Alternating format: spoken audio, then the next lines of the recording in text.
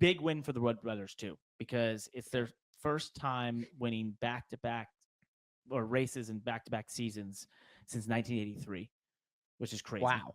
Yeah, hard to imagine, but it's like I'm trying to think of before Harrison Burton's win, you had Ryan Blaney's, and before that, I was like, when did they last win? I couldn't even think off the top of I my head. think this is up and coming Team Wood brothers. These guys, you should take a look at them. These guys, new kid on the block. Hey, they just gonna go figure it out, man. They're gonna 75 years in, they just gonna get it. They're gonna get it.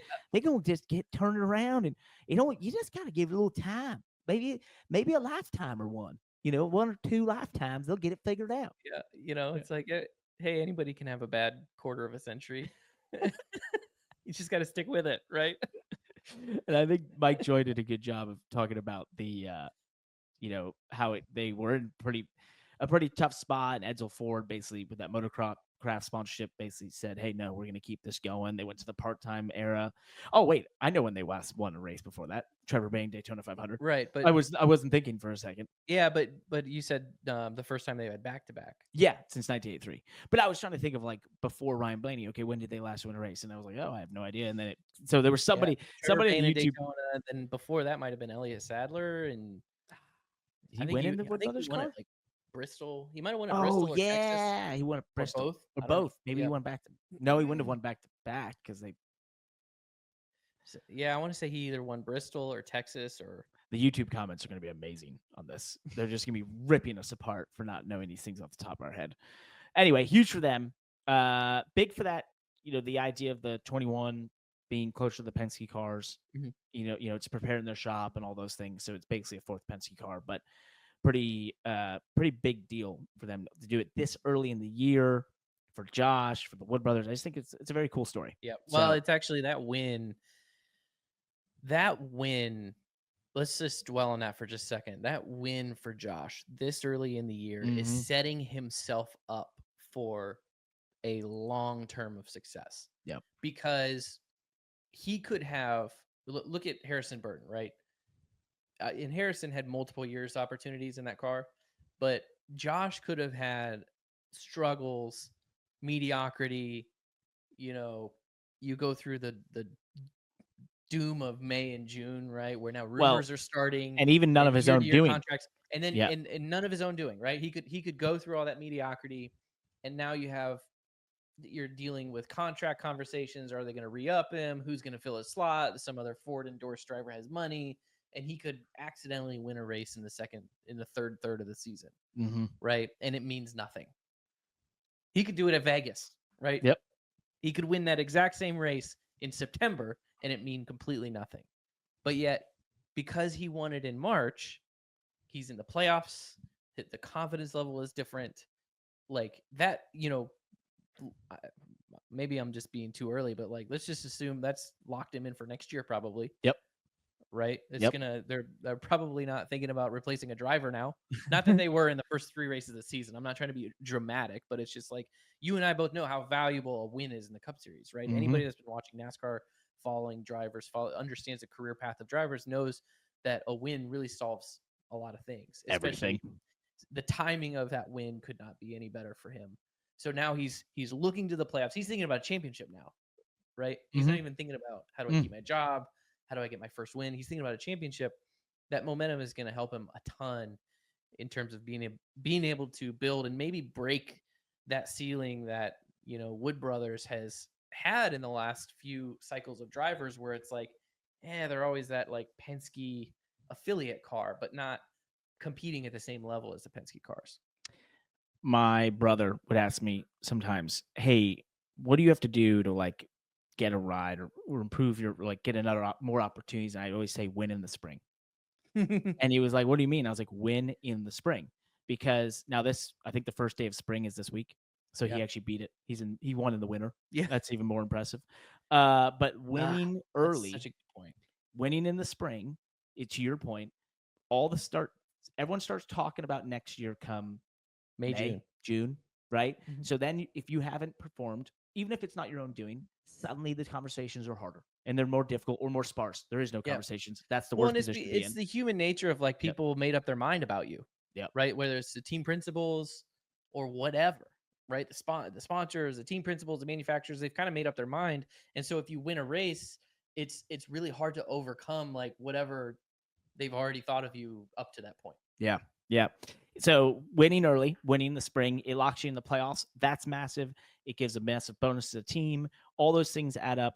And on the contract side, it literally changes everything. Yep. And it can that could provide him, if he ends up in more negotiations, it could be renegotiation, it could be an extension. It will buy you unlimited Well, think amounts of it of this way, things. and I don't know anything about his contract. I don't know if they said anything about it when they, but if he is on a 1+1+1, Which is, if just so everyone out there knows, if you're watching on YouTube or listening, the common contract in the NASCAR Cup for a Series driver right now like him, for a driver like him, and for, I would say, maybe more than 50% of the field, is a 1+1, which a 1+1 means it is a 2-year deal, but it's at about June, August, and it's up or to the July, team. August. It's up to the team to commit So to the that's what next year or not. you took what I was gonna say is that I'm assuming he's on some version of a 1+1. Yep. Right. That renewal date or that option on the team is probably early. I would think. Yeah. It could be late. Some have it September, some have August, some It have, could be late, but it's yeah. gonna be somewhere between June and September probably. Yeah, it's usually in that area. So it could, this could be So massive in so many did different ways. Anyways, good for did Harrison Oh. Burton win too late then? Did Harrison Burton win too late? I think 1,000%. 100%. Yeah. Yeah. That's like the whole point of what we just said. Mhm. It really is. And by too late, it could have even be a year and a half too late. That like, could be and I'm too. not trying to be funny, but it's No. just like but actually, this is a great conversation because if Harrison won this race last year, that probably increases his odds of being in this car again this year by like 10x. Yep, 1,000%. Because if he won the third or fourth race of the season last year in that car, then you know what people say? They're like, he figured it out. Yep. He just needed a rookie season. Like, he matured over the offseason. He came prepared. He knows his stuff. Suddenly like, he worked. He put in all the work. And we'd be on this. We're just so proud of him. We'd be on this show being like, Harrison Burton, got it done. About, everybody said that he was in the sim more than anybody over the offseason. It's like they'd find all kinds of shit to say, right? Gosh, he's in better shape. He's focused. Yeah, man. Like, he just came out of the gate. Yeah. He got married. He got his life in order. Yeah. You like, she name it. grounded him. Yeah. Yeah. Like You just look for whatever. They're gonna find anything. They'll grasp at anything they can to explain why you just suddenly performed. The bet. One of the funniest points, not funniest points, or I don't know if this is funniest points or best advice or whatever, but Jeff Dickerson told me one day, when you haul ass, they make excuses for you. Yeah. And he was talking about Kyle Busch, Yep. right? Because it was at a time when Kyle was like at his peak. This is in the early 2010s. And, it's funny because the lesson that Jeff was telling me was just like, hey, if you're slow, then you gotta focus and grind it and figure it out. When you're fast, they make excuses for you, right? Like Kyle cuss on the radio, freak out, throw his stuff, and they make excuses for him the whole time. Oh, he's just intense, he's passionate, he's focused, he's But if you're slow in doing that stuff, like, you're out. You're in trouble. No one wants to deal with it. Yeah. No one wants it. Yeah. What's it about partying too? If you're partying hard, they'll make excuses for you. Oh, it's or like he golfs a lot, right? Like, Yep. you've drivers that golf a bunch or whatever, and it's like nobody has a problem with you golfing 3 or 4 times a week if you're hauling ass. Right? If you're fast, it's where it's how he I literally, a crew chief of a driver. This is the driver was never a teammate with this driver. This is another team. But a crew chief of a driver that golfs a lot, once told me that no, I think that's how he he gets his mental break from it. And I'm like, you're literally just saying that because he is on a hot streak with you right now. But like, this is the guy that doesn't go to the sim, doesn't work out, doesn't won't look at the data, won't do any of this stuff, but you're fast right now, so the excuse you're making for him is like, oh, that's how he gets his mental break. I think that's amazing. Yeah. It's just, anyways. Yeah. So they'll always make excuses for anyone when they want to in this deal. But anyways, good for Josh. That was a long conversation about was, but that was a good for Josh.